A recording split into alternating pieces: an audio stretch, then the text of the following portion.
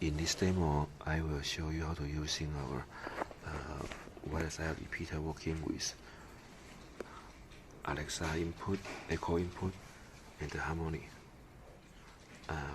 Wi-Fi remote control. Okay. Right now, I'm using the voice to control the IR. Okay. Let's say, Alexa, turn on my audio amplifier.